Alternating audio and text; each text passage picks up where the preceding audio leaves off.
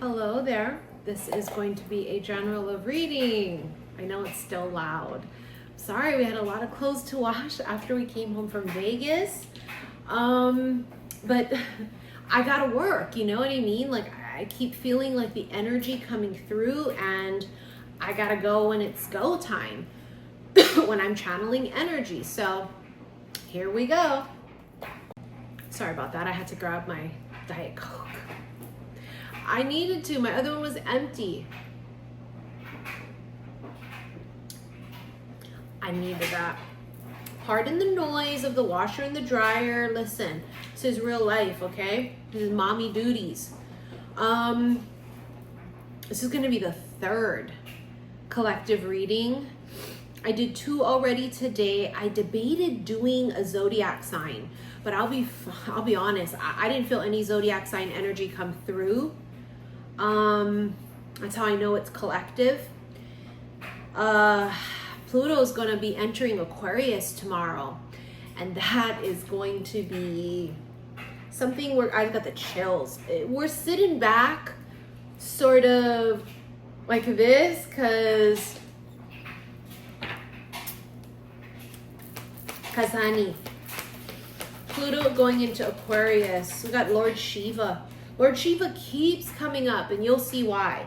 A transcendence, rise up, honor your inner force, steps are being given, dance with the universe. Rise up, get up, stand up for your rights. Lady Portia, divine order, do what you feel is right. An important lesson is unfolding, and you have Radha, soul flame. Are they twin flames? I always forget. Rediscover a lost part of yourself, experience relationship harmony and healing. I don't have the book. This is the Ascended Masters, and I don't have my iPad near me, so I can't Google it. Somebody in the comments tell me. I always forget who Lord Shiva's twin flame is, especially in this deck. Ooh, you have the Shekinah, sacred self. Unleash your spirit, express your gifts, dance to the sacred rhythm of life. You have 2 cards that say dance with the universe, dance with the rhythm of life. And last card is Goddess Freya, phases and cycles. There is a beginning within every ending. Illusions are revealed and released. We had a really big, powerful full moon, right? That was the full moon in Taurus. It was very, very powerful. We had Hecate's Day on November 16th.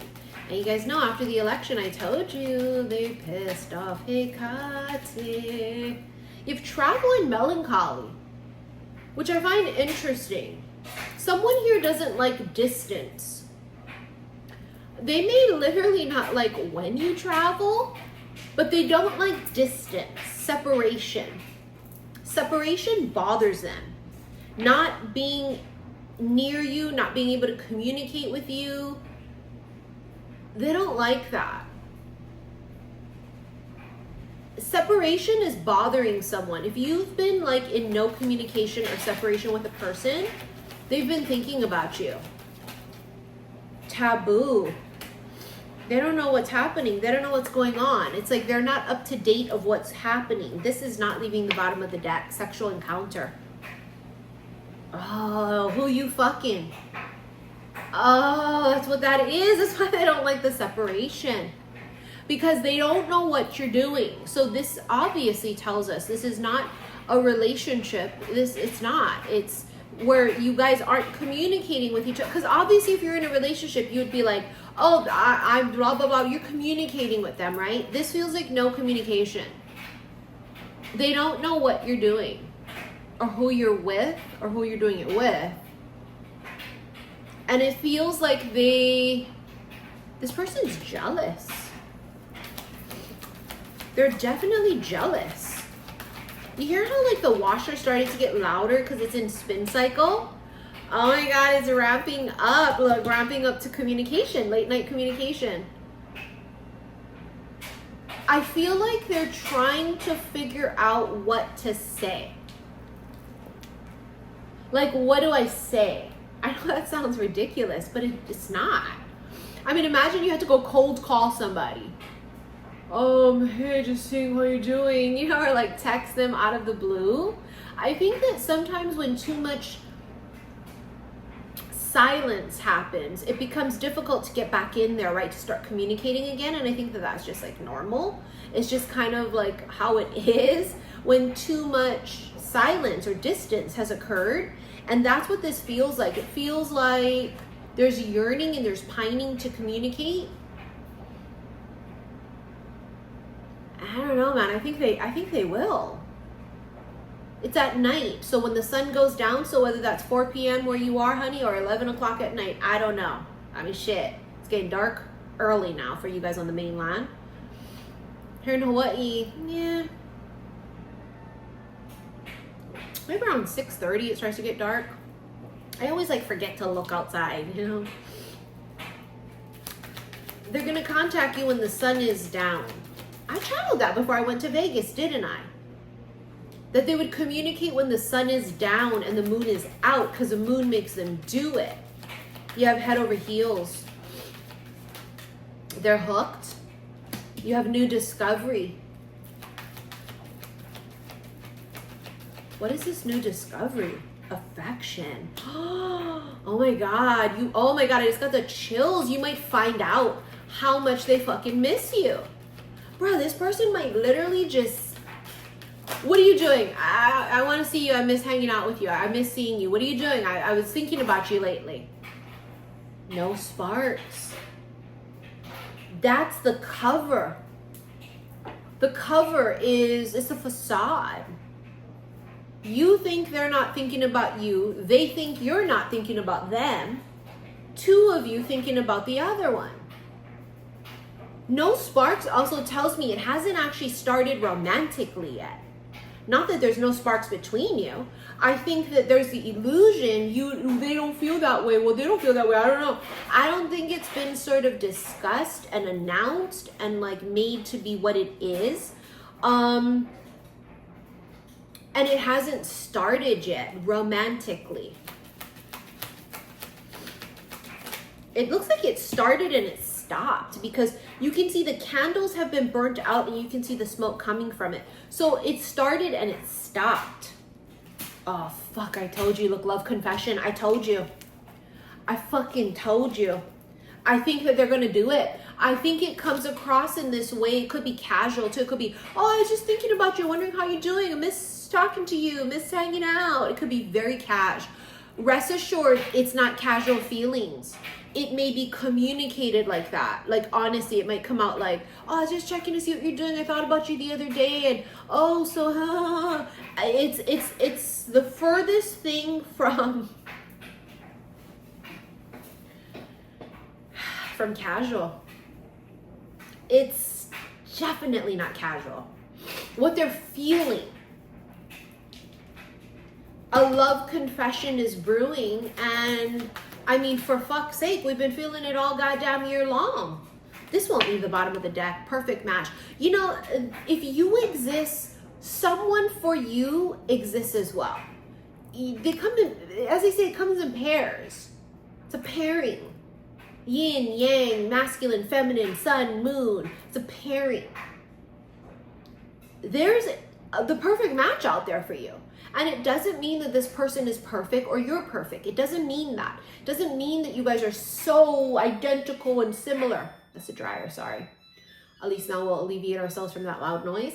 But I mean, doesn't that just sound like confirmation? Kind of sounds old too, maybe sort of Civil War-ish or something, doesn't it? Or like from another country, Celtic or something. Maybe that's relevant for you guys as far as a reading goes, right? The past lives. Come away with me. You can see that this bitch is not waiting for nobody. You're on the go. There's a lot of movement surrounding you. That can be very daunting because every time you travel, every step you make, they're wanting to watch you, but they can't if you out and about and you not posting you out and about. I mean, I've been on the receiving end where like I know someone's traveling and they're not posting shit and I'm all, what the fuck is he doing? You know what I mean? And like when I travel, I rarely post what I'm doing. I just don't. I may post some stuff after the fact way later, a week or two, maybe whatever. I don't know if at all. I just don't feel the need to have to advertise it always. Sometimes I do, sometimes I don't. But this kind of gives the impression of she's just out there doing her thing. She's just living her best life. And I don't know, the best word I can use is it feels daunting to them. It feels like it's pressure because they feel under pressure of like, I don't want her to be out doing things with people. But yet I don't have the right to like know or say anything. But like I want to have the right to like say something, but like I don't have the right to say something. It's like a conundrum. It's a fucking conundrum, isn't it? They wonder who you fucking. 6 of Pentacles, that's reciprocity. It's also generosity. It's really a beautiful energy, isn't it? To be kind and generous. Right? It's how you're going to gain your wings, if, as they say, right? Gain your wings. It's also the way of the light worker, to be kind and generous, to be empathetic, to be someone's sanctuary, not to be someone's walking mat. Absolutely not. Not to put yourself in a position to be taken advantage of or used or abused. But we are givers. But we also receive. That's the feminine's energy, is open and receptive. We receive. But who do we receive from? Only those that are deserving to be received by us. You see what I'm saying? And I go back to what I said earlier about the pairing. It feels as if you are about to meet the one who was, this is gonna sound cheesy, and let's fucking go, let's do it. The one that was made for you. You were made for each other.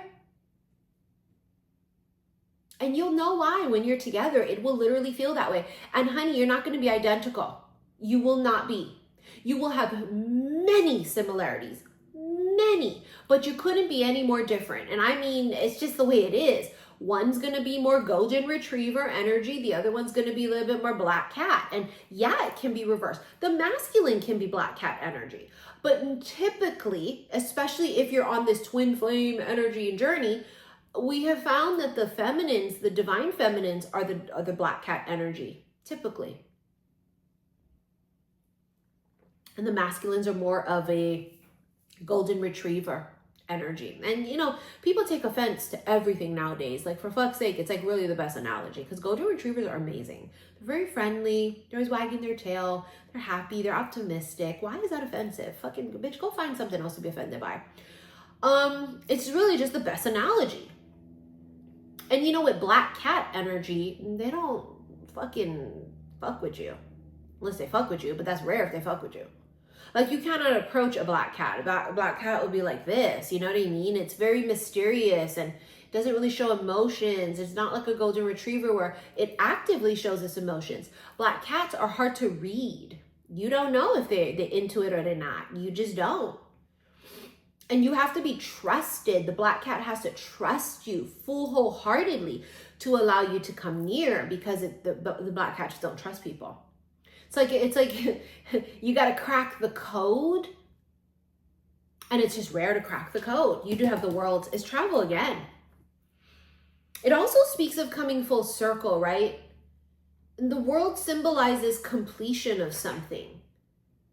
But fuck, it feels like travel. And we've had travel come up all year long. All year long. The world, and then now Wheel of Fortune on top of it. Holy fuck with the 10 of Pentacles. So first of all, these two cards here indicate huge abundance. Okay, that could be a lot of money coming in for someone. Someone here could hit it big. Maybe lottery, a jackpot, a dream job that pays well. Somebody could gift you money. You know, right now, you'd be surprised at the miracles happening to people. People just being gifted money out of the blue because someone else is like, bruh, I want to give this to you. Money is energy. Money is energy. In my 7 years that I've been here on YouTube, I've received many donations, both small and huge. And I mean huge. And, you know, usually when people donate huge to me, it's because I've helped them with their business in some way, shape, or form. You know what I mean? So like when they actually start getting them checks, they remember. And so and trust me, I'm so utterly grateful and thankful. And it's funny because people always seem to do that at the moment when I like need it. When financially my, you know, money is energy, up and down, up and down. And it's just crazy how energetically they just like know. And vice versa. Like when I'm up with my money and I just tell somebody like, you know, hey, don't need to pay for this reading. I'll do it for you. You know what? I'm going to refund you for your products and I'm still going to ship them out. You know, like my gut will say that, or, you know, however it happens, right? I give to somebody who needs it. And it's just, that's the beautiful thing about life, right? When we talk about dance with the universe, it's like that we're in the flow of things. And there's this like beautiful flow that's about to happen. And it's something to do with money and like luck. Somebody's luck is about to change. And it's about to be huge. Like huge. I say huge, like it's like, I mean, the best analogy yet again is like if you won the lottery, like split second, like that. This can be a very sudden change of career. And all of a sudden, like, bro, this is fucking it. Like you're on your way to becoming wealthy and breaking these generational curses of poverty and financial struggle. This could be someone, a literal earth angel gifting you money out of the blue because they're up and they remember the time when you helped them. You know, this is that reciprocation that's happening in the world between, you know, like-minded individuals. And I think that the universe is about to gift you, not just financially, but via your person that was made for you. I think it's coming. The big thing. Union, love, romance, extreme financial abundance. I feel like all of these things are coming in on its way because the wheel's going to turn and it brings in a new cycle for you. But it's like, you ever heard that term of all of the love you gave away and never got back is going to come back huge to you someday? That's what this feels like. It also feels like all of the money and all of the things you gave out there to the world, to those in need, and you felt like that never came back to you in your time of need. It's about to come in tenfold. Like somebody here got your back. 5 of Pentacles. Someone here they feel sad and lonely. I'm telling you, I think this person feels extreme loneliness right now in this time of separation. Where like they've never felt this sort of loneliness or yearning and pining for you like they ever have before. It's to another level. It reminds me of like if you were married and like your husband or your wife has gone away for work or like on a trip and like you're just dying for them to come back home, but it's like that's the way I want to word this. You're waiting for them to come back home. 4 Pentacles.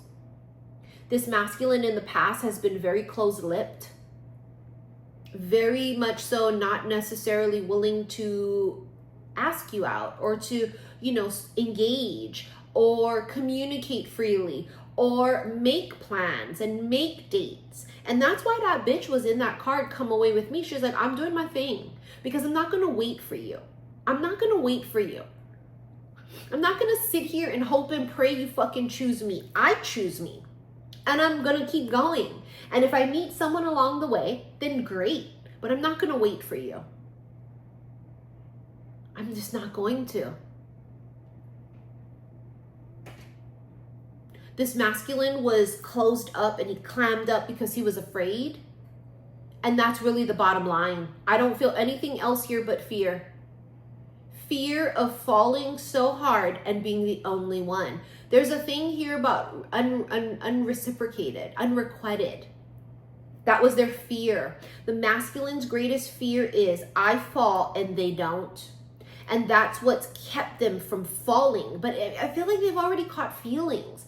But it's like, if I fall and they don't, I'm fucked. Like that's just the way they were looking at this and how they felt. But again, little do they know you feel the same way and vice versa. And it's like this whole goddamn thing.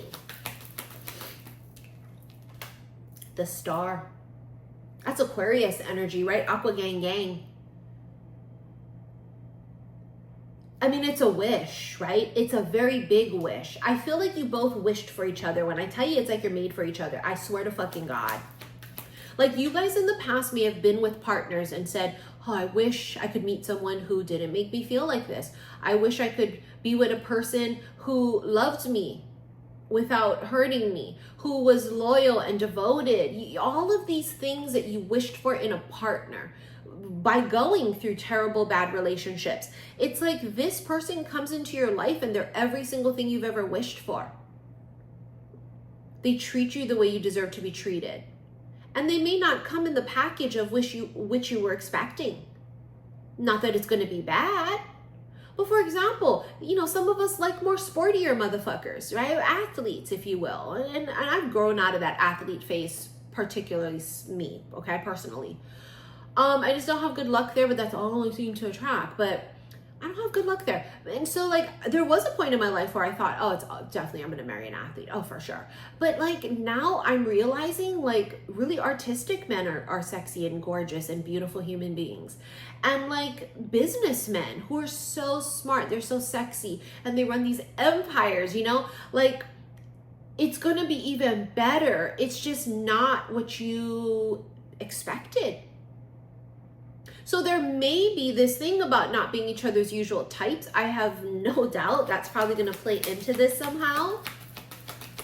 And it makes a person to be more insecure, right? Like, well, shit, I'm not quite sure if, like, because I'm not their type. So, like, are they going to like somebody like me, right? And so it's that whole thing. It's like an added component to this already complicated situation. And there you have the Page of Cups. It's fucking casual. It's friendship. So you guys do have some sort of casual friendship vibe here. And even more so, that makes it fucking difficult, right? It's another added fucking challenge to this. Because are we just friends? I mean, I just did that collective reading today. The freaking Beauty and the Beast vibes was coming up. Sudden change, barely. It's just barely noticeable. It's something tiny and small. Somebody just bends. Barely even friends, then somebody bends unexpectedly. That's what this is what the whole fucking gist of the energy today has been that. Not romantic, somebody missing the fuck out of somebody that they're not talking to or haven't seen, and wanting to get out of the fucking casual friend zone. I want to be in your life in a different capacity. I want to know what the fuck you're doing. I want to talk to you every day. What'd you eat for lunch? I'm the kind of bitch, I don't give a fuck what you ate for breakfast. I don't give a fuck. I'm not needy like that. I don't need to know those things, you know? If you're busy doing you, have fun, do you, but motherfucker, you better check in at some point today, because if it's a no call, no show, honey, I don't play like that, okay? But I don't need to be on the phone with you all day long. I don't need to do that. I don't need to hear fucking breakfast, lunch. Oh, I'm gonna need that, and then I'm gonna need this, and then that. I need to be informed of who the fuck you gonna be with, because if I hear a bitch's name, I need a damn explanation. It's just me personally. I like transparency in my relationships. But I'm not needy, and I'm not like codependent in that way, but my motherfucker is mine, right? But right now in this type of an energy, I feel like if a person is like that, they want to know, like usually you might be the kind of person, or they are, where they don't care, whatever, what you doing, whatever, I don't care. But like today they were like, oh my God, what did they do today? It's Monday. What did they do this weekend? Oh my God. Their chest starts fucking hurting and shit. You know what I mean? Bitch, this is chest hurting season. When you start thinking about somebody that you got feelings for, it's like, what the fuck did he do today? Because I know he didn't call me, but you guys are not on that level, right? Where he would call you today, or she would text you and inform you of what she's doing. And that hurts. Well, it's getting to that point, right? Where it's becoming unbearable, where yeah, before you guys could both live like that and just it'd be no problem at all. Like, I don't fucking care, do you, whatever. you're past that point. You're past it. This has reached the boiling point for this to become intimate. And I don't just mean stick it in, okay? I mean intimate in the form of taking it to the next level. For some of you, there's a trip coming up for the two of you because they don't like it when you travel. I felt it all year long. It's come up all year. You guys know that if you've watched me freaking all year. The travel thing has been an issue. And I know what that feels like, right? I'm on the receiving end sometimes when I meet a man and he's very busy, and I like my man busy. Honey, I need a busy man. I can't be having a man that ain't got shit to do. I need a man running a business. I need a man working. I need a man out there, you know, doing him, living his best life. I do. I need that. To me, that's healthy. And I can't have a partner that doesn't have a zest for life, you know? But I also want somebody who's loyal and devoted and wants to be committed and like, you know, and usually, right, when you really like somebody, you kind of want to know what the fuck they're doing. But and it fucks you up because you're like, that's not how I normally am. I normally am not like that. And I think that's how you kind of know you have a little bit more of something going, a little bit more than normal, because like, what are you fucking doing? It starts to like, fucking what the fuck? We're past the point of like playing it cool. And like, well, I don't really care what they're doing. It's like coming to the part of the relationship where, nah, I need to know what the fuck you're doing. I want to be the one you call in the morning or text and say, this is what I'm doing today. I hope you have a beautiful day. What are you doing? Okay, we'll check back in later. And at the end of the night, it's like, oh my God, so how was your day? What'd you do? And you talk about what you both did, right? And that excitement and yearning and pining throughout the entire day to be able to see them or to speak to them again. And I think it's a beautiful evolution. It's courting. And, you know, I'm disgusted by the whole dating culture in this day and age of dating apps. And it's just gross, you know, the whole like hook up and just fucking meet somebody and have sex with them and just, oh, it's just gross. Like, honey, we did those things when we were younger, okay? Holidays. We didn't have no fucking dating apps like they do now. I mean, we had different ones. You had to go on AOL, dial up, you know, you've got mail. Bitch, I'm 46, okay? So you know, listen, we've all had our holidays. But I haven't had a whole day in decades, okay?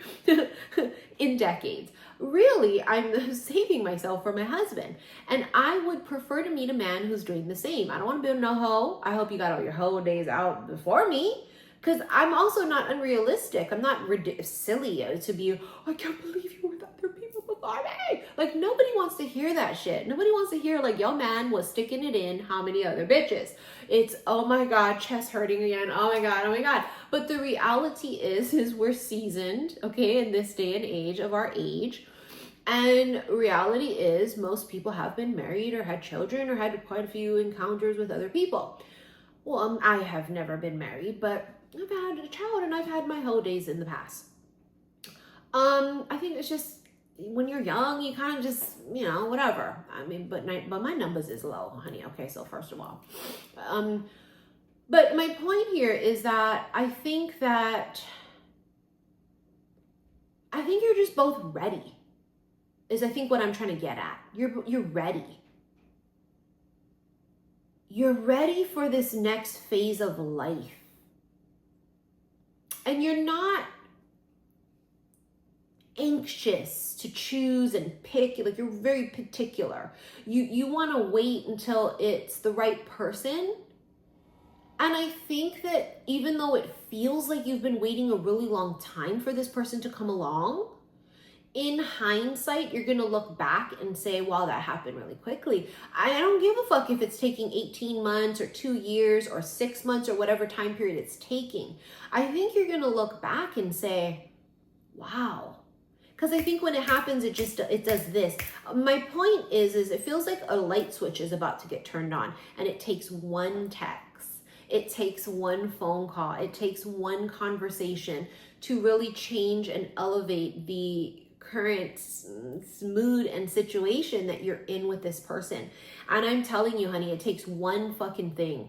And for some of you, it's going to be a text. It's going to be a phone call. It's going to be a particular conversation that sort of shifts and changes this dynamic. And I mean, that's basically what I'm going to feel out in the extended here. And let's just do it. I'm so excited about this connection for you guys. I could talk about this for hours right now. I swear to God, because it feels, Anyways, let's get into your extended. Should you wish to rent it, click below video the word more. It's going to bring up all my links. Click on the first one. It's going to take you to my website. You're going to go to the extended readings and special love / oracle readings. Don't forget, follow me on my second vlog channel. It's my lifestyle channel, Missy in Wonderland. That link is also below. Make sure you follow me on Instagram, xi_missy_xi. I did go live there for several hours earlier. No, I did not save it, but it was an amazing one. What else? I think that's it, honey. I hope you guys are all having an amazing Monday, and you had an amazing Monday. New week, new mindset, new goals, right? All right, let's get into your extended. I'll see you guys there. Love you. Bye.